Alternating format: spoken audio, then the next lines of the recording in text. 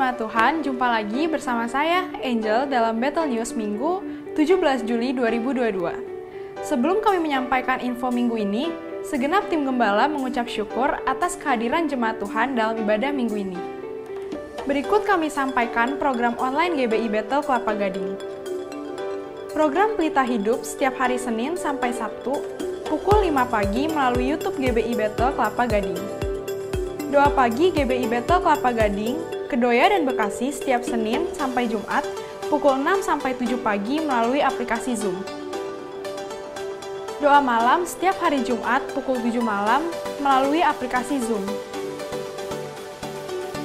Menara Doa Sinode GBI setiap hari Sabtu, pukul 6 sampai 7 pagi melalui aplikasi Zoom. Mari Jemaat Tuhan menyembah dan berdoa bersama-sama. Selanjutnya, jadwal ibadah kategorial GBI Battle Kelapa Gading. Ibadah Wanita Battle Indonesia melalui aplikasi Zoom pukul 11 siang. Dengan acara Wanita Cakap Berdampak Ketiga pada Rabu 20 Juli 2022, masuk sesi yang kelima. Dengan tema Mengelola Marah pada Wanita, dilayani oleh PDP Atisah Ang. Mari kaum wanita Battle bersama-sama mengikuti acara ini. Ibadah BSM, Battle Senior Ministry setiap hari Kamis kedua dan keempat tiap bulannya, pukul 10.30 pagi melalui aplikasi Zoom. Ibadah onsite gabungan Battle Youth dan Battle Teens diadakan setiap minggu pertama dan ketiga setiap bulannya, pada hari Sabtu pukul 5 sore. Mari anak-anak muda bergabung dalam ibadah ini dan kita akan mengalami Tuhan bersama-sama. Ibadah Battle Kids setiap hari Minggu melalui YouTube channel GBI Battle. Ibadah Raya Onsite GBI Battle Kelapa Gading 24 Juli 2022, ibadah pukul 7.30 dan 10 pagi dilayani oleh Pendeta Barnabas Ong dengan tema Hidup dalam Anugerah Tuhan. Shalom saudara sekalian, perkenalkan nama saya Kurniawan Komara dan ini istri saya Chin Giok. Kami bersyukur atas penyertaan Tuhan dan keluarga, sehingga Tuhan senantiasa memberi tuntunan dan memberi kekuatan, walaupun situasi saat ini tidak sama di masa yang lalu. Tetapi untuk pertumbuhan dan merasakan hadirat Tuhan, selalu kami tetap usahakan. Salah satu kegiatan yang kami ikuti secara rutin yaitu ikut terlibat di acara BIKOM atau Komsel. Kegiatan ini sudah kami ikuti sejak sekitar 15 tahun. Untuk saat ini dilakukan melalui online. Walaupun secara online, kami tetap bersemangat untuk mengikuti BIKOM atau Komsel ini. Ada banyak kesaksian yang saya dapat terima ketika kita saling sharing, kita saling memberi kekuatan, dan saling mendoakan. Puji Tuhan, istri saya akan memberikan sedikit kesaksian. Shalom saudara sekalian, saya ingin saksikan bagaimana Tuhan tolong saya dan juga peran yang dilakukan para teman-teman anggota BIKOM atau Komsel untuk selalu mendukung dalam doa dan memberi motivasi kepada saya. Pada tahun 2017, saya mengalami sakit di lutut.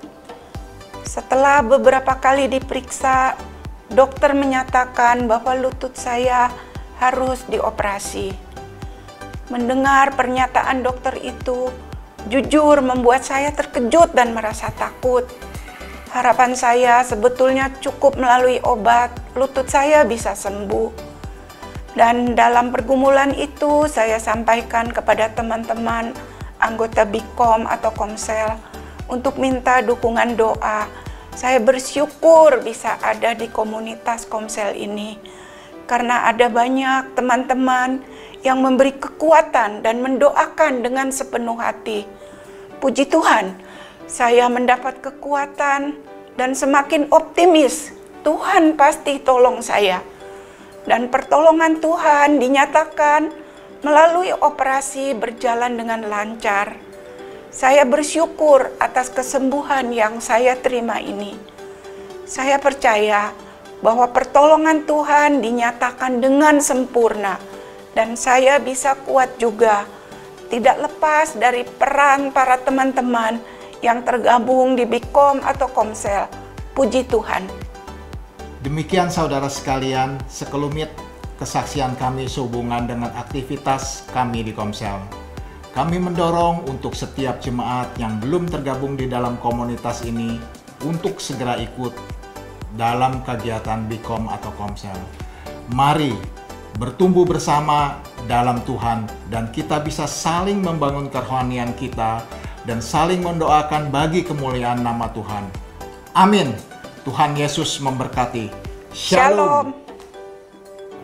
Bagi jemaat yang belum bergabung ke dalam Bikom, silakan hubungi nomor WhatsApp Bapak Perlindungan di 0817 8765 187 atau Bapak David Kristanto di 0812 9877 7837. Retret Gabungan SMK Berakar dan Bertumbuh Jakarta dan Bekasi akan diadakan pada hari Sabtu 30 Juli 2022. Retret diadakan secara onsite di GBI Bethel Kelapa Gading. Mari jemaat yang sudah menyelesaikan kelas SMK Berakar dan Bertumbuh untuk mengikuti acara retret gabungan ini. Jemaat Tuhan dimohon partisipasinya untuk mengisi form pengisian data bidang permuritan untuk memperbarui data bidang permuritan. Buat perancangan program ke depan yang lebih memenuhi kebutuhan jemaat. Jemaat dapat mengisi melalui scan barcode yang ada di depan bangku Bapak Ibu Saudara sekalian. Demikian Bethel News minggu ini. Untuk info selengkapnya dapat saudara simak dalam aplikasi GBI Bethel. Saya Angel, sampai jumpa. Selamat berakhir pekan dan Tuhan Yesus memberkati. Shalom jemaat sekalian, berjumpa lagi pada hari ini. Kita mau bersama-sama memuji Tuhan. Yang setuju katakan amin. Kita mau bersama-sama bersorak buat kemuliaan nama Tuhan. Yang setuju dengan saya boleh lambaikan tangannya. Katakan Tuhan Yesus baik, haleluya. Mari kita katakan, dialah gunung batu kita. Badai topan dunia, Tuhanlah perlindunganmu. Kendaki goncang semesta, Tuhanlah perlindunganmu. Baik siap maupun malam, siap maupun malam, siapa dia? Tuhanlah perlindunganmu. Niscaya takutmu lenyap, Tuhanlah perlindungan. Yang percaya katakan, ya Yesus gunung batu di dunia, di dunia, di dunia. Ya Yesus gunung batu di dunia, tempat berlindung yang teguh. Mari lagi, lebih lagi bersorak buat Tuhan Yesus, katakan, badai topan dunia, Tuhanlah perlindunganmu. Kendaki goncang semesta, Tuhanlah perlindungan. Yang percaya boleh lambaikan tangannya. Ya Yesus gunung batu di dunia, di dunia, di dunia. Ya Yesus gunung batu di dunia, tempat berlindungnya. Dengan kedua tanganmu lambaikan buat Tuhan Yesus. Yesus gunung batu di dunia, di dunia, di dunia. Ya Yesus gunung batu di dunia, tempat berlindung yang teguh. Ya kita percaya bahwa Tuhanlah tempat perlindungan, kota benteng dan keselamatan kita. Haleluya. Mari nyatakan lebih lagi dan ekspresikan lagu ini saudara. Ya Yesus gunung batu di dunia, di dunia, di dunia. Ya Yesus gunung batu di dunia, tempat berlindung yang teguh. Mari dengan bersorak katakan, ya Yesus gunung batu di dunia, di dunia, di dunia. Ya Yesus gunung batu di dunia, tempat berlindung yang teguh. Katakan Yesus tempat berlindung yang. Sekali lagi nyatakan dengan keras, tempat berlindung yang teguh.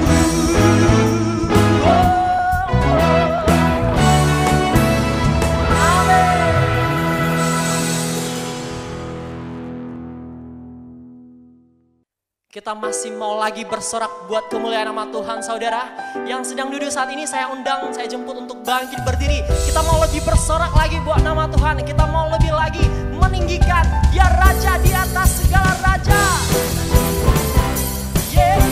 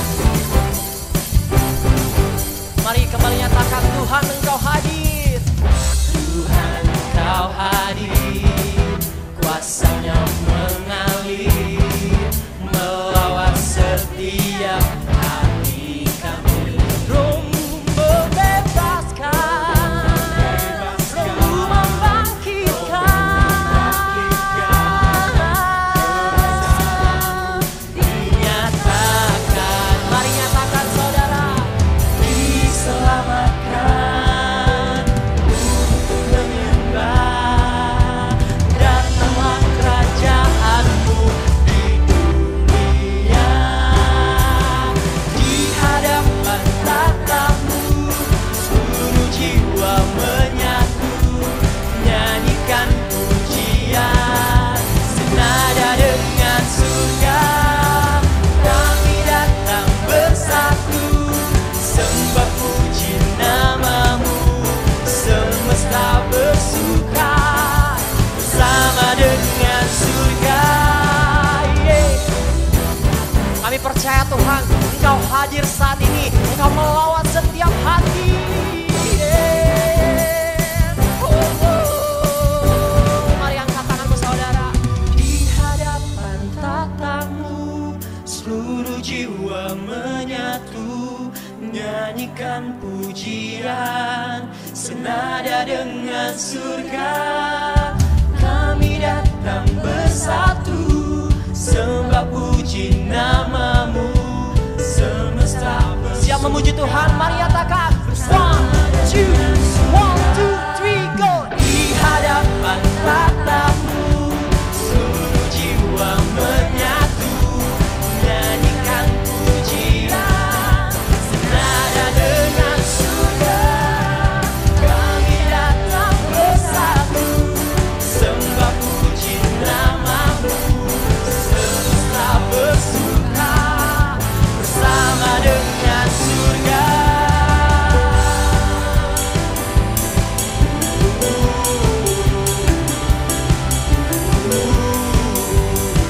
Nyatakan senada dengan surga.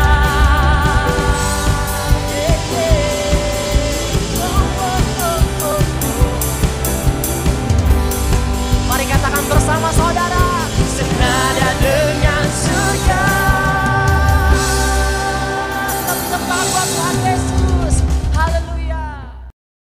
Mari saudara, kita mau lebih lagi menyembah Tuhan. Kita mau lebih lagi tinggal di dalam hadirat-Nya, merasakan setiap kasih-Nya, merasakan pelukannya dalam hidup kita. Anugerah-Mu kepadaku tak pernah berubah, perbuatan-Mu terlukiskan di dalam hatiku.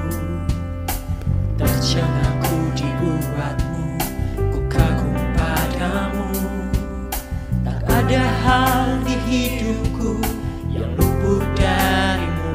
Kau indah, Kau mulia, tiada sepertimu. Ku ingin hidupku menyenangkan-Mu.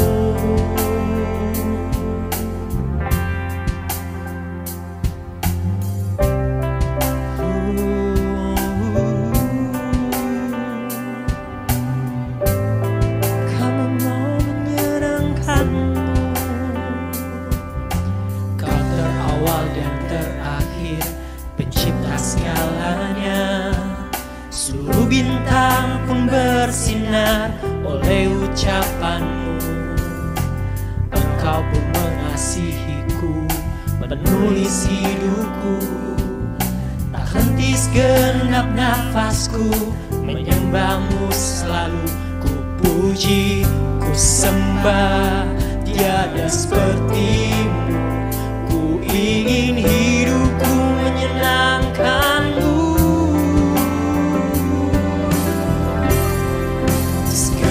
Puji, segala hormat, segenap hatiku menyembah-Mu. Terimalah segenap hidupku sebagai persembahan yang hidup.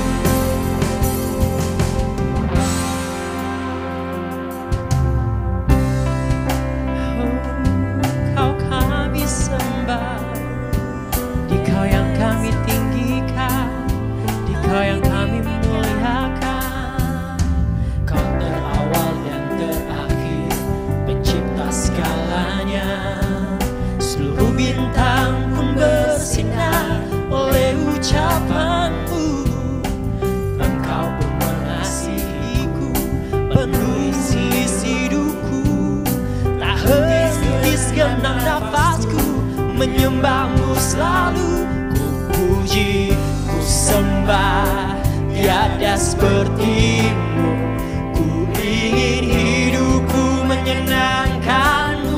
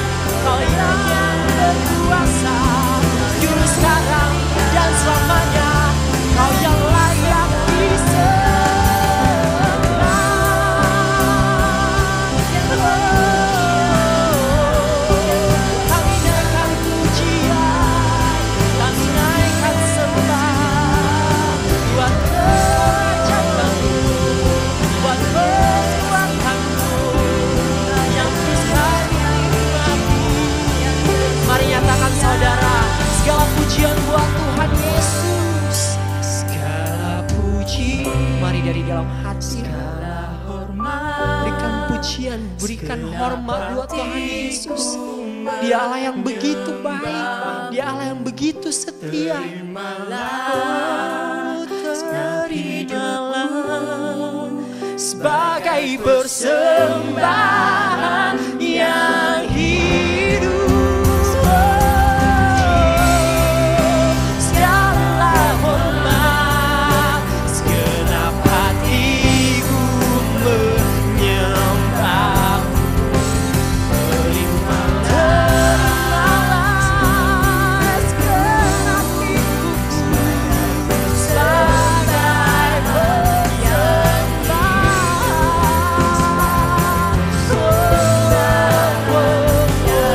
Segala nyatakan sebagai persembahan yang hidup. Haleluya. Mari kita berdoa.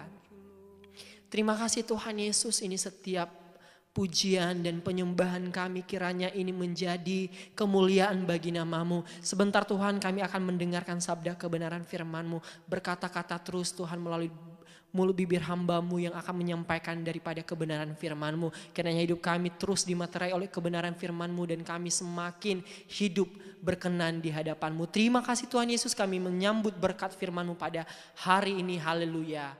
Amin. Shalom Bapak Ibu dan Saudara yang dikasihi oleh Tuhan Yesus Kristus. Senang sekali saya Pendeta Rubin Adi Abraham bisa melayani Anda pada ibadah hari ini. Hari ini saya akan menyampaikan firman dengan judul The Power of Prayer atau kuasa doa. Saudara, kita harus tahu bahwa manusia itu diciptakan oleh Tuhan sebagai makhluk 3 dimensi. Memiliki tubuh, jiwa, dan roh. Dalam 1 Tesalonika 5 ayat 23 Alkitab berkata, semoga Allah damai sejahtera menguduskan kamu seluruhnya dan semoga roh, jiwa, dan tubuhmu terpelihara sempurna dengan tak bercacat pada kedatangan Yesus Kristus Tuhan kita. Saudara sekalian, dengan tubuh kita bisa mengenali lingkungan di sekitar kita melalui panca indera. Dengan jiwa kita bisa mengenal diri kita sendiri melalui pikiran, perasaan, dan kehendak. Tetapi melalui roh kita bisa mengenal Tuhan Sang Pencipta. Nah, Tuhan ingin roh kita itu kuat, perkasa. Karenanya kita harus memelihara dan membangun inner man, yaitu manusia batiniah. Nah, supaya kuat, tubuh itu diberi makan. Misalnya dengan capcay, puyunghai, barongsai, atau dengan sport, olahraga, mensana in corpore sano katanya. Jiwa kita harus diisi dengan pendidikan. Kalau orang cuma makan tapi tidak belajar, bodoh, tentu dia tidak akan bahagia. Tetapi kita juga perlu hiburan, relax, refreshing, rekreasi. Nah pertanyaannya, kalau tubuh dikasih makan, jiwa dikasih makan, roh diberi makan apa? Banyak kali orang tubuhnya montok, rohnya rontok. Karena dia tidak pelihara, saudara. Dalam 2 Korintus 4 ayat 16 dikatakan, sebab itu kami tidak tawar hati, tetapi meskipun manusia lahiriah kami semakin merosot, namun manusia batiniah kami dibaharui dari sehari ke sehari. Manusia itu tubuhnya makin lama makin merosot. Kita lama-lama akan jadi orang top, tua, ompong, peot. Tetapi manusia batinia, manusia rohania, inner man ini harus makin perkasa di hadapan Tuhan. Di dalam Efesus 3 ayat 16 Rasul Paulus berdoa, aku berdoa supaya Ia menurut kekayaan kemuliaannya menguatkan dan meneguhkan kamu oleh rohnya di dalam batinmu. Jadi menurut ayat ini Roh Kuduslah yang menguatkan manusia batiniah atau manusia rohaniah kita. Lewat apa? Menurut hemat saya ada 2 hal yang sangat utama. Yang pertama lewat firman Tuhan. Karena Matius 4 ayat 4 berkata manusia tidak hidup dari roti saja, tapi dari setiap firman yang keluar dari mulut Allah. Seperti roti mengenyangkan tubuh jasmania kita, firman itu mengenangkan jiwa dan roh kita. Sehingga kita perkasa, kokoh menghadapi segala tantangan di dalam kehidupan. Karena ada janji Tuhan di dalam firman-Nya yang memberikan kekuatan. Karena itu saya dorong saudara setiap hari membaca Alkitab. Alkitab akan menjauhkan saudara dari dosa. Atau sebaliknya dosa yang akan menjauhkan saudara dari Alkitab. Kalau setiap hari saudara membaca 2 pasal perjanjian lama, 2 pasal perjanjian baru. Tidak sampai setahun Alkitab kita itu akan habis atau selesai dibaca. Biar kita punya moto, no Bible, no rice. Tidak baca Alkitab, nggak makan nasi. No Bible, no breakfast. Tidak baca Alkitab, tidak sarapan. No Bible, no Superme. Nggak baca Alkitab, nggak makan Superme dan teman-temannya. Supaya iman kita kuat. Tetapi perkara kedua, ini yang saya akan jelaskan lebih jauh. Selain firman yang menguatkan manusia rohania kita, juga doa. Nah sekarang pertanyaannya, apakah yang dimaksudkan dengan doa? Yang pertama, doa adalah nafas orang beriman. Dalam 1 Tesalonika 5 ayat 17 berkata, tetaplah berdoa. Jadi doa itu tidak boleh berkeputusan. Seperti orang bernafas terus menerus.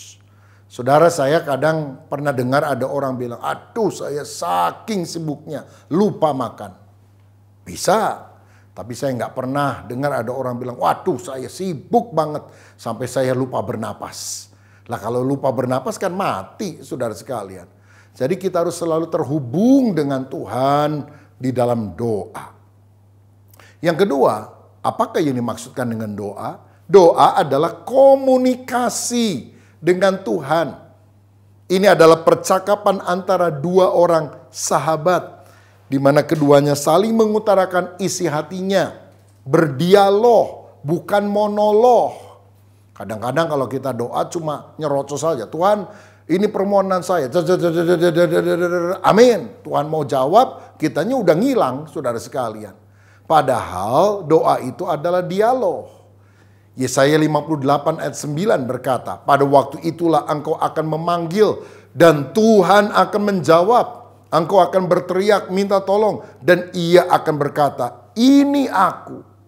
Nah karena itu di dalam doa, upayakan ada kesatuan hati dan pikiran. Kita mendengar suara Tuhan di hati nurani kita. Kita mendengar suara Tuhan melalui Alkitab yang kita baca. Kita tahu kehendak Tuhan. Kita menyenangkan hati Tuhan.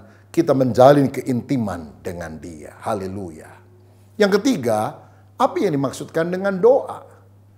Doa artinya kemenyan untuk Tuhan.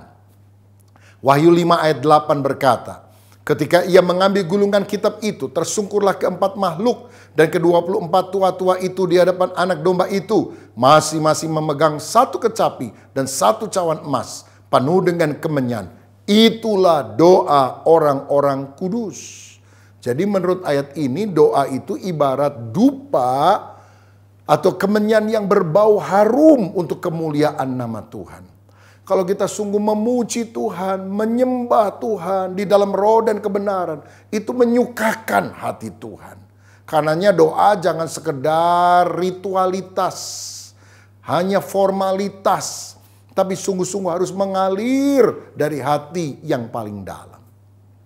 Nah, jika kita sungguh-sungguh memahami makna doa dan melakukan dengan serius dalam kehidupan kita, apa yang akan dihasilkan oleh doa? Ada 3 hal yang saya juga mau bagikan. Yang pertama, doa memberikan kemenangan atas musuh. Kalau saudara membaca Keluaran pasal 17 ayat 8-13, di sana ada peperangan antara orang Amalek melawan orang Israel. Musa pemimpin Israel berkata kepada Yosua, turunlah ke bawah ke lembah, berperanglah melawan orang Amalek, kalahkanlah mereka. Tetapi ternyata penentu kemenangan bukan Yosua dan orang Israel di bawah, tetapi Musa yang ada di atas bukit. Karena Alkitab berkata waktu dia mengangkat tangannya, mengangkat tongkatnya, maka orang Israel menang. Tapi ketika dia menurunkan tangan karena lelah, orang Israel kalah. Kanannya ditopang oleh Harun dan Hur. Tangan Musa naik terus sepanjang hari dan kemenangan Tuhan berikan. Dalam kehidupan ini ada banyak masalah, masalah keluarga, masalah ekonomi, masalah pekerjaan, masalah sakit penyakit. Tapi ada satu senjata yang Tuhan berikan untuk kita bisa mengatasi semua masalah pergumulan dalam hidup kita, yaitu doa. Doa orang yang benar bila dengan yakin didoakan sangat besar kuasanya. Saudara, kalau engkau hari-hari ini menghadapi kesulitan, berdoa dengan segenap hati. Tuhan tidak jauh, Dia hanya sejauh doa. Dia sudah lama menanti engkau mengucapkan permohonan minta tolong dengan sungguh-sungguh dari hati yang terdalam. Kapan terakhir kali engkau berdoa dengan serius, bahkan sambil menangis di hadapan Tuhan? Tuhan, tolonglah aku. Saya yakin kalau engkau sungguh-sungguh, maka ada kemenangan yang Tuhan akan berikan di dalam doa. Yang kedua, apa yang dihasilkan doa? Doa mengatasi masalah hidup. Dalam Yohanes 15 ayat 7 dikatakan, "Jikalau kamu tinggal di dalam aku dan firman-Ku tinggal di dalam kamu, mintalah apa saja yang kamu kehendaki dan kamu akan menerimanya." Wah, ini janji Tuhan yang luar biasa. Minta apa saja, kalau memang itu kehendak Tuhan, Tuhan akan berikan kepada saudara. Berarti doa ibarat kunci untuk membuka gudang persediaan berkat Tuhan. Karena ketika kita berdoa, pertolongan Tuhan dinyatakan, mujizat Allah akan terjadi. Tuhan pernah berkata kepada para muridnya, "Mintalah kepadaku, aku akan berikan kepadamu." Sampai hari ini kamu belum meminta apa-apa, mintalah supaya penuhlah sukacitamu. Saya percaya doa itu menyebabkan masalah-masalah kita bisa teratasi. Saya pernah mendengar kisah tentang seorang dokter yang bernama Dr. Mark, dokter spesialis yang sangat ahli di bidangnya, cancer. Satu kali saudara, dia harus mengikuti satu konferensi penting, dia naik pesawat. Ternyata pesawatnya itu kena angin badai sehingga tidak bisa mendarat di tempat di mana konferensi itu dilakukan, harus mendarat di kota yang lain. Dan kemudian pesawat ini nggak bisa melanjutkan penerbangan, dan penerbangan berikutnya itu baru ada 10 jam kemudian. Waduh, panik nih dokter, bisa telat dia. Lalu kemudian dia datang ke bagian tiketing, dan kemudian orang tiket berkata, "Sebetulnya kalau Anda mau, Anda bisa kejar, naik mobil sewaan, 4 jam selesai." Saudara, akhirnya dia bilang, "Oke deh, aku akan setir sendiri dan aku akan mencapai kota itu 4 jam dari sekarang." Tapi ternyata karena hujan badai itu belum berhenti, setelah dia mengemudikan 2 jam, dia tersesat saudara karena kabut sangat pekat.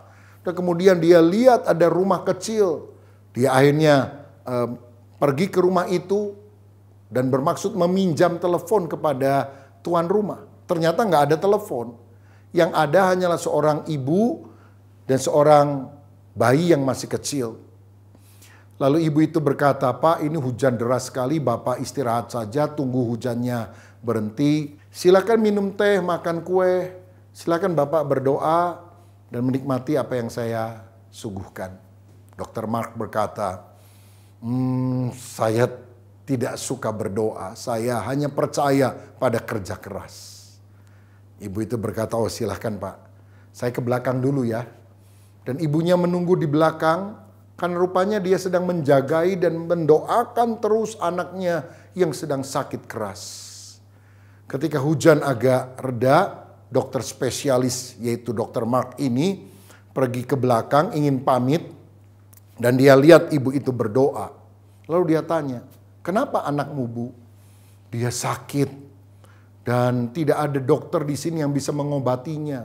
Ada dokter yang pernah bilang, ini penyakit langka. Hanya ada satu dokter spesialis yang bisa mengobatinya, namanya Dr. Mark. Kamu harus bawa kepada dia." Tapi saya tidak kenal Dr. Mark itu. Saya juga tidak tahu di mana dia prakteknya. Lagi pula saya nggak punya uang, karena itu saya berdoa minta tolong kepada Tuhan. Mendengar itu Dr. Mark tertegun, lalu dia menangis. Dan dia berkata, "God is great." Tuhan itu ajaib, Tuhan itu hebat. "Ibu, sayalah Dr. Mark itu. Saya nggak tahu kenapa saya bisa ada di sini, tapi badai itu saya rasa menjadi alat Tuhan untuk menuntun saya ke rumah ini. Oke, saya akan bawa anakmu, saya akan obati sampai dia sembuh. Saudara, ibu itu berdoa. Dia kelihatannya tanpa daya. Tapi doa orang yang benar, bila dengan yakin didoakan, sangat besar kuasanya. Berdoa, saudaraku. Doa memberikan kemenangan atas musuh. Doa juga mengatasi persoalan hidup. Saudara sekalian, yang ketiga, doa membuat kita mengenal Yesus lebih dalam. Dan pengenalan yang lebih dalam ini akan mengubah hidup kita sehingga kita makin mirip karakternya seperti Kristus. Dalam Filipi 3 ayat 10 dikatakan oleh Paulus, yang ku kehendaki ialah mengenal dia dan kuasa kebangkitannya dan persekutuan dalam penderitaannya, di mana aku menjadi serupa dengan dia dalam kematiannya. Kata mengenal di sini digunakan kata Yunani ginosko. Itu artinya pengenalan bukan hanya secara logika, tapi karena pengalaman berjalan bersama Kristus. Padanan kata dalam bahasa Yunani adalah yada, yang bicara soal keintiman hubungan antara suami dan istri.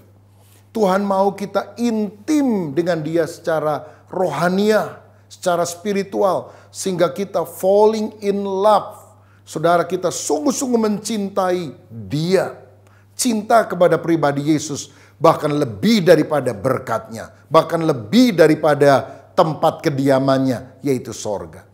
Banyak orang ingin selamat supaya dia tidak masuk neraka tapi masuk sorga. Ya, sorga tempat yang indah tentunya. Jalan dari emas, pintu gerbang dari mutiara, tembok dari batu permata. Tapi bukankah yang paling penting di sorga adalah kehadiran pribadi Yesus itu sendiri?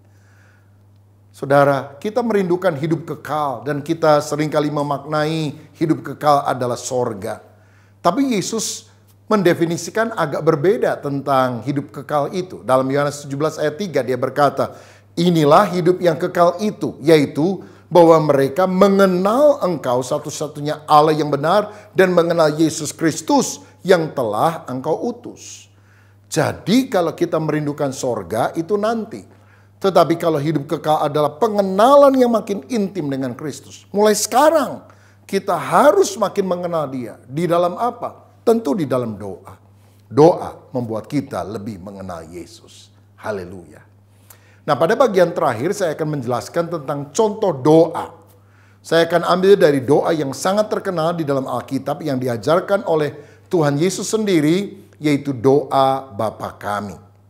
Dalam Matius 6 ayat 9-13, firman Allah berkata, Bapa kami yang di sorga, dikuduskanlah namamu, datanglah kerajaanmu, jadilah kehendakmu di bumi seperti di sorga. Berikanlah kami pada hari ini makanan kami yang secukupnya, dan ampunilah kami akan kesalahan kami, seperti kami juga mengampuni orang yang bersalah kepada kami.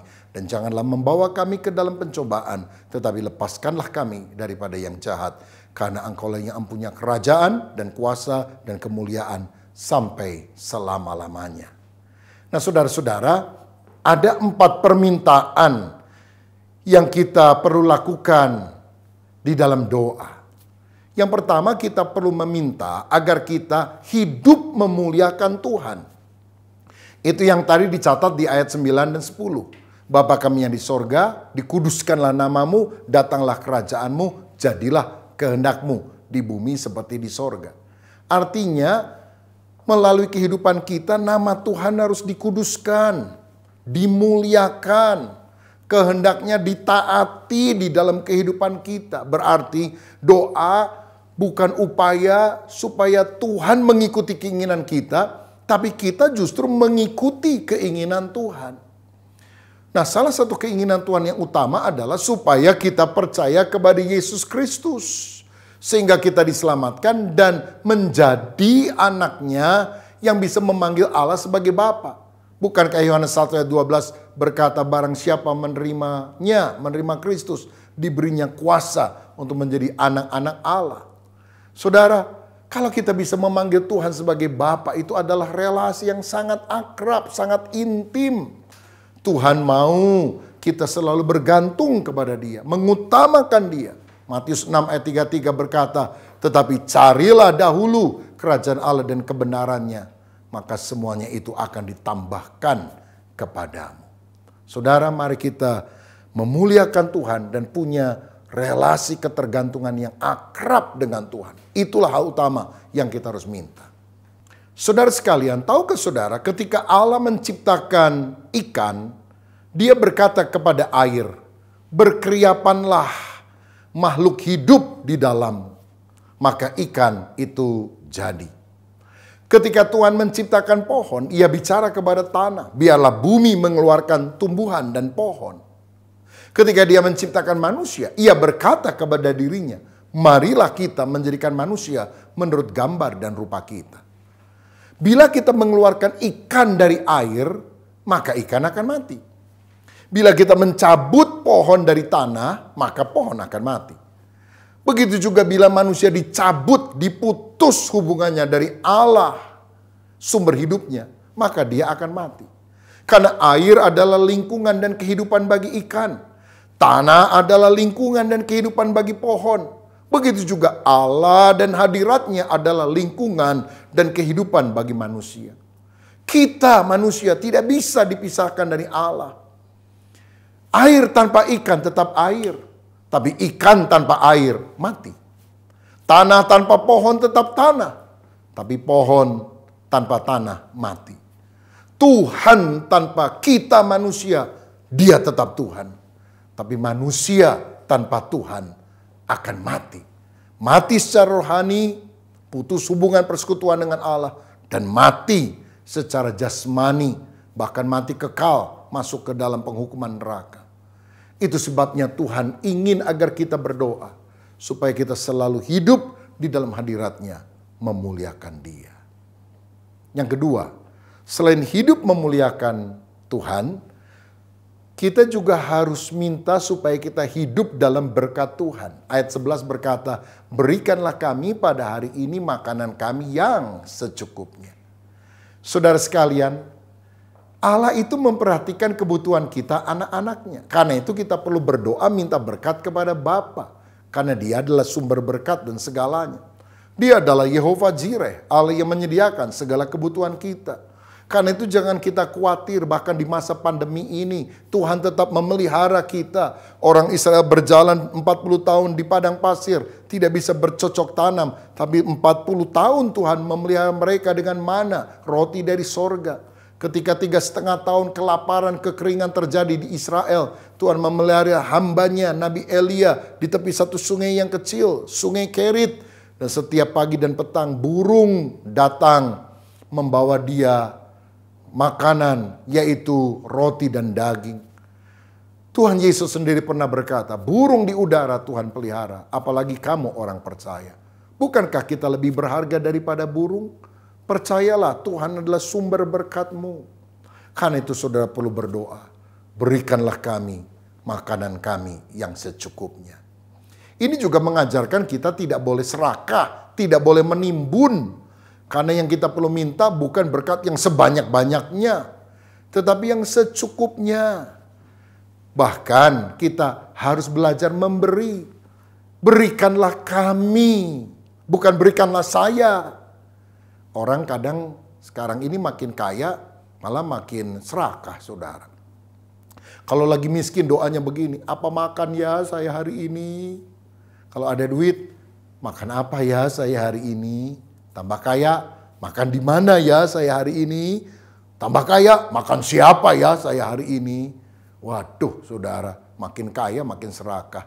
Tapi Tuhan mengajar kita, berikanlah kami. Yang perlu makan bukan cuma saya, tapi kami, artinya ada orang lain yang harus saya berkati juga. Saudara, itulah doa supaya kita memiliki kehidupan yang melimpah. Orang yang melimpah bukan berarti punya rumah 5, punya mobil 10. Tapi orang yang limpah itu merasa cukup atas berkat Tuhan dan suka memberi orang lain. Perhatikan keluargamu yang berkekurangan. Perhatikan temanmu orang lain yang mengalami kesusahan atau bahkan sakit penyakit hari-hari ini. Dan belajar membantu mereka. Sekecil apapun bantuan saudara, itu adalah bagian dari mewujudkan doa Yesus. Supaya kita bisa jadi berkat bagi banyak orang.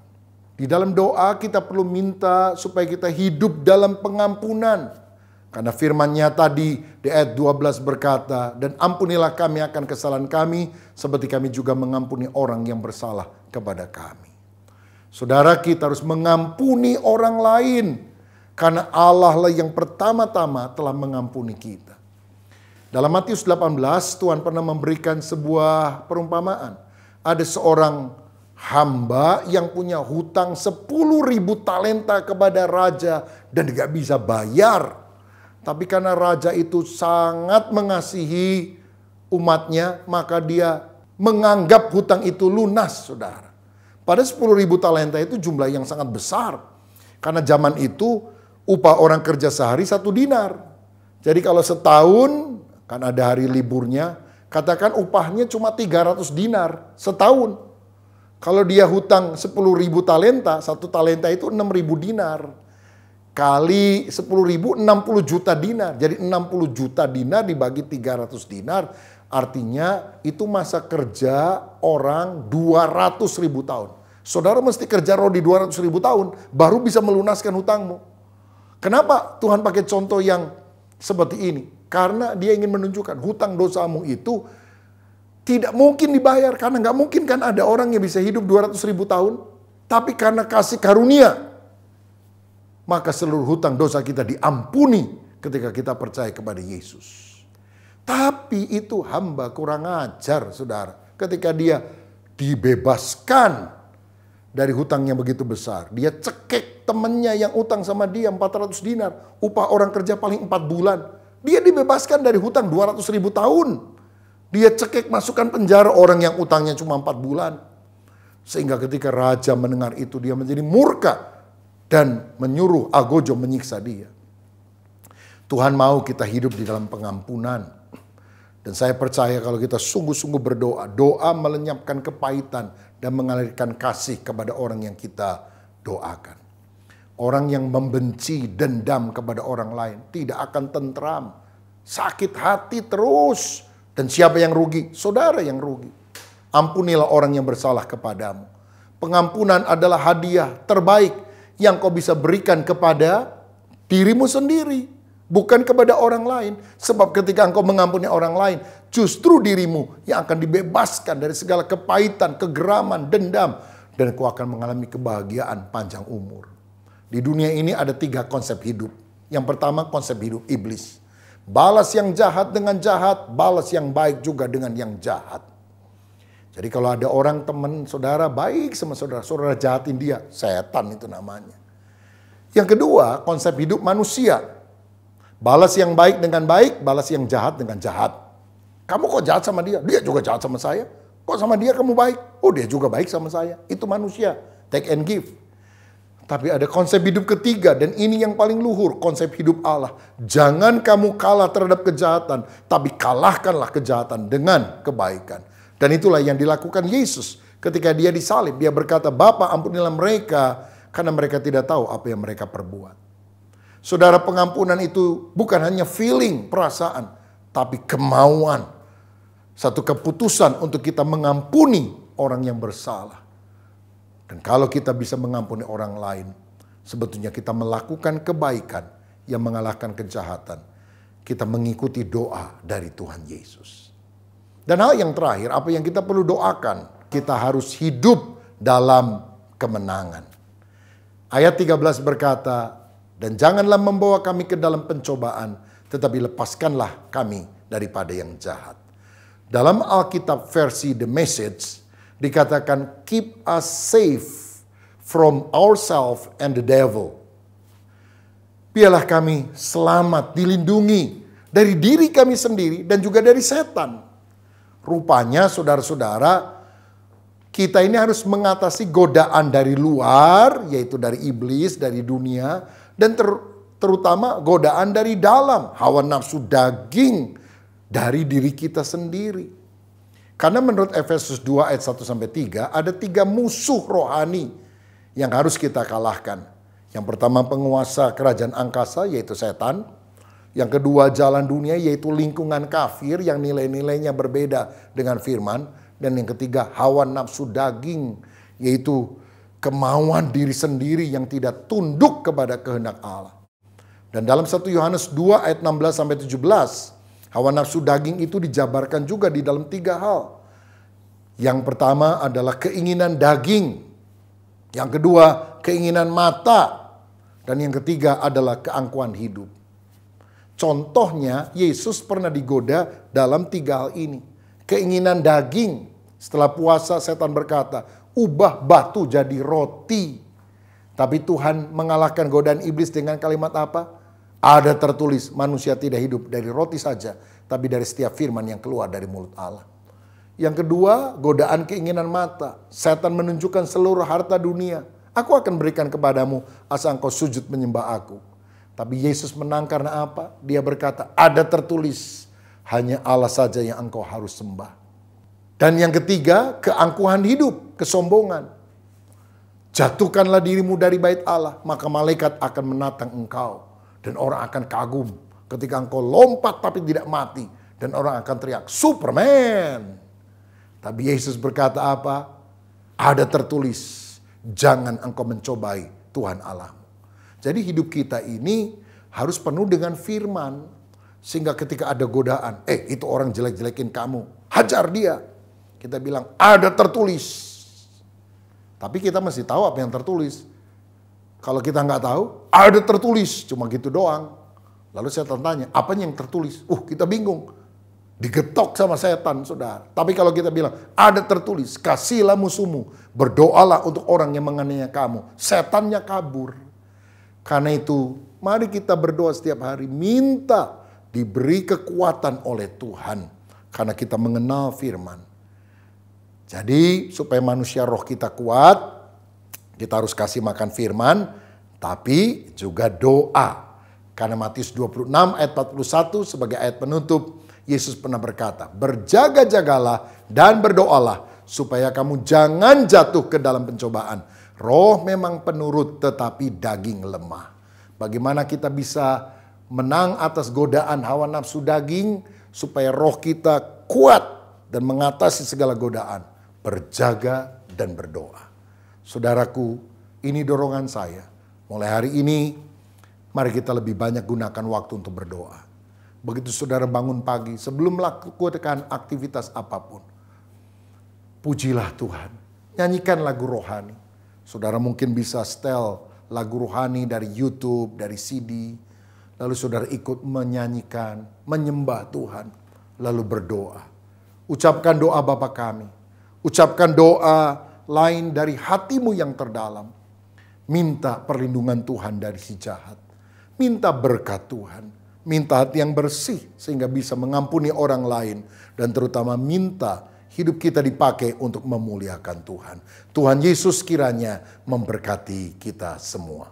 Mari kita berdoa. Bapa Surgawi, terima kasih untuk firman-Mu. Biar kami memiliki inner man, manusia batinia, manusia rohani yang kuat. Melalui firman yang selalu kami baca dan terutama juga melalui doa yang kami panjatkan. Kami tahu doa adalah percakapan, komunikasi antara kami dengan Engkau. Doa memberikan kemenangan bagi kami, membuat kami lebih akrab dengan Tuhan. Dan biarlah melalui doa hidup kami memuliakan Tuhan. Hidup kami diberkati oleh Tuhan. Hidup kami penuh dengan kasih dan menyalurkan pengampunan kepada orang lain. Dan hidup kami selalu berkemenangan atas si jahat. Berkat-Mu atas seluruh anak-anak-Mu yang menerima firman Tuhan ini. Di dalam nama Tuhan Yesus Kristus. Haleluya. Amin. Tuhan Yesus memberkati. Amin. Shalom Bapak, Ibu, dan Saudara sekalian. Selesainya ibadah hari ini, doa saya kiranya kita tetap hidup dalam penyertaan kasih Kristus yang sempurna. Puji Tuhan. Bagi Bapak dan Ibu yang terbeban memberikan persembahan untuk pelayanan di gereja, silakan dana tersebut dapat dikirim melalui scan barcode maupun transfer di nomor rekening yang sudah tercantum di bawah ini. Terima kasih. Dan Tuhan memberkati buat persembahan yang sudah diberikan. Mari kita akhiri ibadah melalui online pada hari ini dan satukan hati kita untuk berdoa. Terima kasih Tuhan atas kasih-Mu yang besar. Tuhan memberkati, kami telah melaksanakan ibadah pada hari ini. Terima kasih Tuhan, berkati akan jemaat-Mu, baik mereka yang di dalam pergumulan, di dalam kehidupan ini Tuhan menyertai, Kau menguatkan yang lemah, menghiburkan yang susah, dan menyembuhkan yang sakit. Kami percaya oleh kasih-Mu Engkau menyertai di dalam kehidupan saat ini ya Tuhan. Tuhan menolong, menyertai setiap jemaat-Mu, dan mereka tetap setia dan taat kepadamu Tuhan, dan berkat kasih-Mu menyertai mereka. Terima kasih Tuhan. Kami berdoa untuk para penderita, mereka yang terpapar oleh COVID-19. Tuhan tolong sertai mereka, memberikan kesembuhan bagi mereka ya Tuhan. Oleh kasih sayang-Mu, kami percaya Tuhan menyembuhkan mereka. Terima kasih Tuhan. Kami berdoa untuk bangsa dan negara kami Indonesia. Kiranya Tuhan menyertai bangsa Indonesia ini, supaya kami sekalian, ya Tuhan, selalu keadaan damai, rukun, dan kami percaya dalam hidup sejahtera karena penyertaan-Mu dan kasih-Mu bagi bangsa Indonesia ini. Tuhan menolong, menyertai kami sekalian. Kiranya oleh kasih sayang-Mu Tuhan, kiranya Engkau akan lenyapkan akan segala virus-virus corona ini, dan Tuhan menyertai, pulihkan akan kehidupan bangsa Indonesia ini Tuhan. Terima kasih Tuhan, Engkau memberikan akan pemerintah, bangsa kami, bangsa Indonesia, Tuhan tolong sertai, diberikan hikmat, bijaksana ya Tuhan, dalam mengatasi semua pandemi ini, semua kehidupan yang ada di bagi bangsa Indonesia ini. Tuhan kami berdoa juga untuk tim gembala, Tuhan tolong oleh kasih sayang-Mu, sertai mereka dalam kesehatan mereka, dalam kehidupan mereka, dan pertolongan-Mu selalu menyertai bagi Bapak Julius Ishak Abraham, Bapak Rubin Adi Abraham, Pak Suwito Hartanto. Kami percaya Tuhan menyertai selalu. Saudara-saudara, mari kita angkat tangan kita dan arahkan hati kita kepada Tuhan. Terimalah berkat, anugerah, dan kasih daripada Allah Bapa, kasih sayang dari Tuhan Yesus Kristus, penyertaan dan penghiburan dari Roh Kudus yang menyertai kita sekalian sejak saat ini sampai kedatangan Tuhan yang kedua kali dan bahkan sampai selama-lamanya. Mari semua kita yang percaya katakan amin. Segala pujian bagimu, segenap nafas muliakan-Mu, surga bumi kan berseru, kuduslah Tuhan, segala pujian dan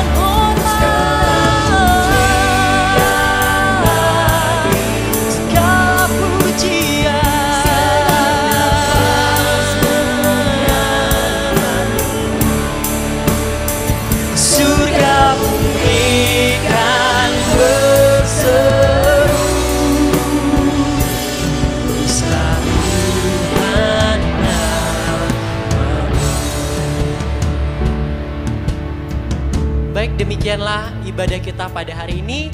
Kiranya kita sama-sama diberkati oleh Tuhan Yesus. Terima kasih, sampai jumpa di ibadah minggu depan. Tuhan Yesus memberkati.